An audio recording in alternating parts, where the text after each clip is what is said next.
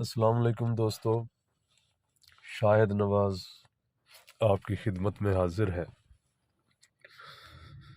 جس طرح ہم نے ڈاکٹر سشلر صاحب کی 12 نمکیات کو ایک ایک کر کے آپ کے سامنے رکھا، اسی طرح آج ہم ایک اور سلسلہ شروع کرنے والے ہیں، اور وہ ہیں ڈاکٹر بیچ صاحب کی بیچ فلاور ریمیڈیز، مطلب پھولوں سے علاج۔ محض دماغی کیفیت کی بنا پر پھولوں سے تیار کردہ ادویات سے تمام علاج کرنے کی انہوں نے کوشش کی۔ دراصل انسان کی ذہنی خرابیوں ہی سے جسمانی امراض لاحق ہوتے ہیں۔ اگر دل و دماغ صاف اور خیالات پاک ہوں تو انسان کبھی بیمار نہیں ہوتا۔ یہی چیز جو ہے ڈاکٹر ایڈورڈ بیچ کا فلسفہ ہے، جنہوں نے کئی برس تک ہومیوپیتھی کے ذریعے لوگوں کا علاج کیا، اور اس کے بعد انہوں نے اس طریقہ علاج کو اچھی طرح جانتے ہوئے وہ یہ سمجھتے تھے کہ انسان کو قدرت نے الجھنوں میں پھنسانے کے لیے پیدا نہیں کیا۔ اس نظریہ سے انہوں نے سوچا کہ قدرت کے پیدا کردہ نازک پھول، پیڑ، پودے عجیب و غریب حادثات کے وقت اگر اپنا تحفظ کر سکتے ہیں تو انسان کا کیوں نہیں کر سکتے۔ اس نظریہ کے تحت ڈاکٹر بیچ تقریباً 6 سال تک دور دراز جنگلات اور بلند بالا پہاڑوں پر گھومتے رہے۔ قدرت کی گود میں پیدا ہوئے پھولوں پر انہوں نے کئی تجربات کیے۔ آخر کار ان پھولوں کے اسینس سے، رسوں کے ذریعے، جیوسز کے ذریعے کل 38 ایسی ادویات تیار کی جو انسان کی بھلائی کے لیے اور اس کے دماغی ذہنی امراض میں معاون ہوتی ہے۔ ان کا عقیدہ تھا کہ ذہنی امراض سے شفا پانے میں جسمانی بیماریاں بھی ہوا کے جھونکے کی طرح ہوا ہو جاتی ہے۔ جنگلوں اور پہاڑوں میں رہنے والے لوگ بغیر دوا دارو کے تندرست رہتے ہیں۔ پالتو یا جنگلی جانوروں اور پرندے بیمار پڑنے پر صرف پھولوں اور جڑی بوٹیوں سے خود بخود شفا یاب ہو جاتے ہیں۔ اگر وہ کبھی بیمار پڑ بھی جائیں تو کھانا پینا چھوڑ دیتے ہیں، اور صرف چند روزے رکھنے سے ہی ان کی بیماری دور ہو جاتی ہے۔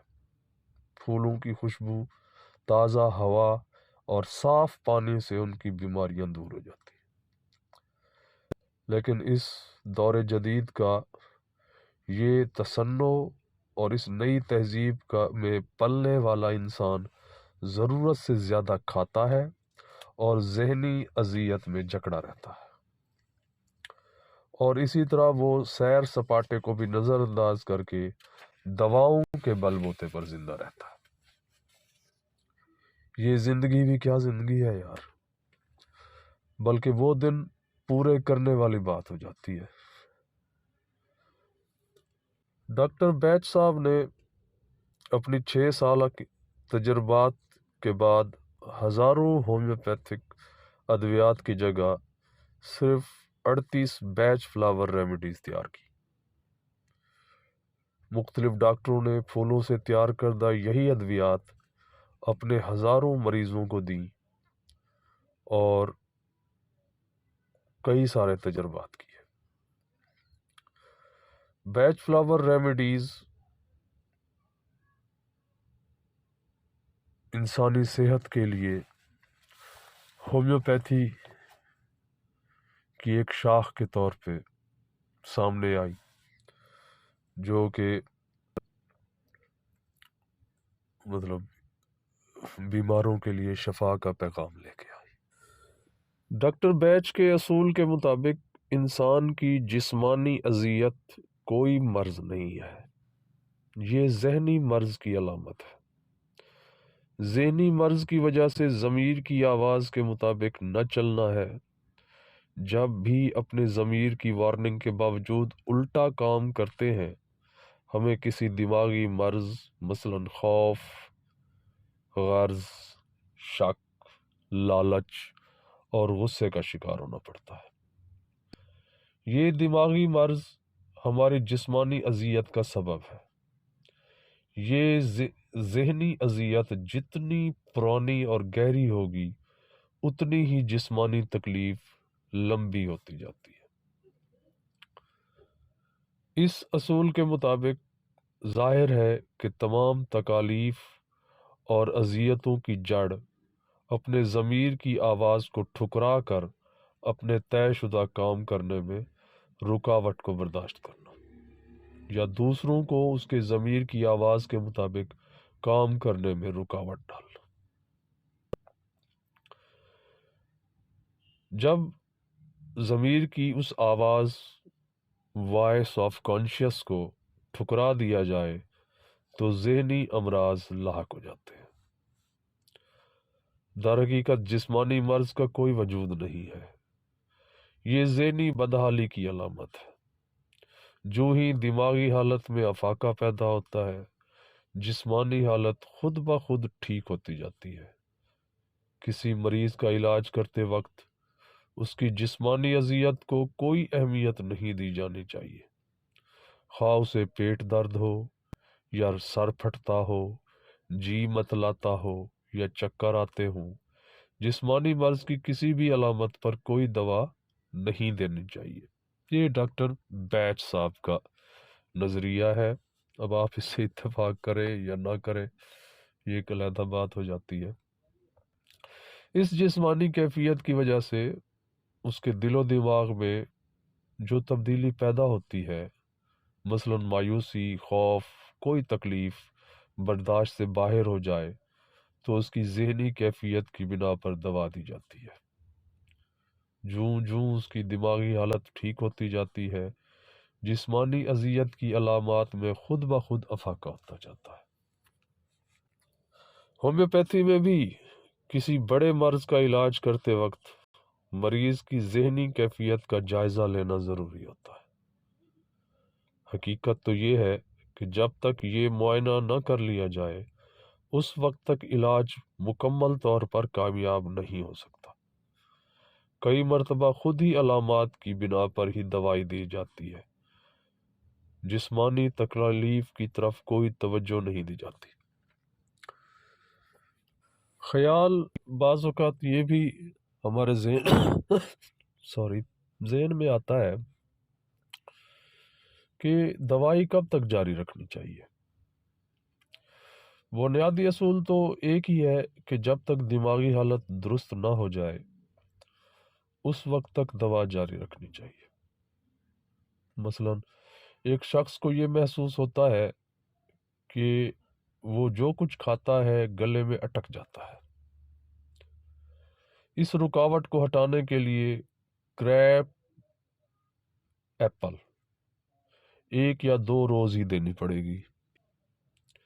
مگر ایک شخص جس کی فطرت ہی یہی تھی کہ جو خیال اس کے دماغ میں بار بار آ جائے وہ نکلتا ہی نہیں، اس صورت میں اسے وائٹ چیسٹ نٹ لگاتار کافی عرصے تک دینی پڑے گی۔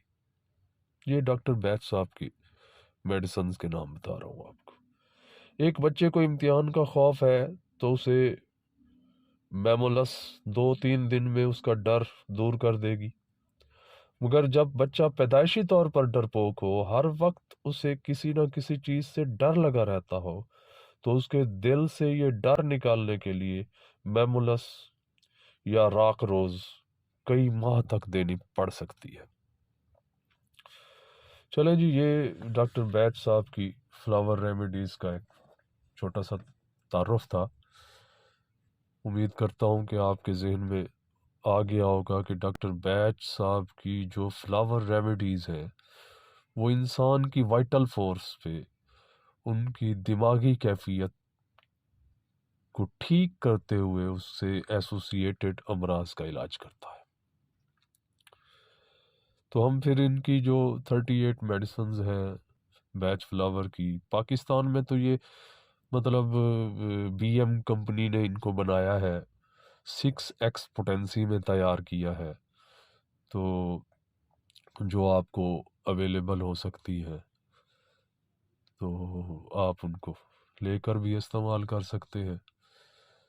تو اس حوالے سے آپ ساتھیوں کا کوئی سوال ہو تو وہ کمنٹ سیکشن میں کر دیجئے گا، انشاءاللہ آپ کو جواب دیا جائے گا۔ دعاؤں میں یاد رکھیے گا۔ اب نیکسٹ ویڈیوز میں ہم ان کی ایک ایک میڈیسن جو ہے وہ مختصراً بیان کریں گے آپ کے سامنے کہ وہ کہاں استعمال ہوتی ہے، کیسے استعمال ہوتی ہے، کن کیفیات میں استعمال ہوتی ہے۔ تو امید کافی ہے کہ یہ سلسلہ ہمارا چلتا رہے گا۔ اللہ حافظ۔ السلام علیکم دوستو، شاہد نواز آپ کی خدمت میں حاضر ہے۔ جس طرح ہم نے ڈاکٹر سشلر صاحب کی 12 نمکیات کو ایک ایک کر کے آپ کے سامنے رکھا،